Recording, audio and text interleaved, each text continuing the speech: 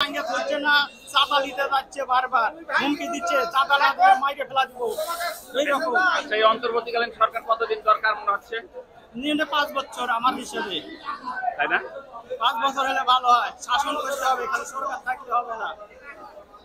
সরকারে শাসন করতে হবে, চাঁদাবাজ তুলে দিতে হবে। কতদিন দরকার? মোটামুটি 5 বছর মিনিমাম। মিনিমাম 5 হ্যাঁ, দেশ ভালো করে নিয়ন্ত্রণে আনতে হবে তো।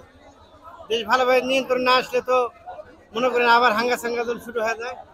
আচ্ছা, মানে এই অন্তর্বর্তীকালীন সরকার কতদিন দরকার? এই সরকার যেভাবে চালাতে পারে চালাক দেশ, তাই না? যতদিন পারে। আপনার কি মন্তব্য? যতদিন পারে এই সরকারি চালাক দেশ। তাই মনে হচ্ছে? হ্যাঁ, আচ্ছা, সরকার ভালো।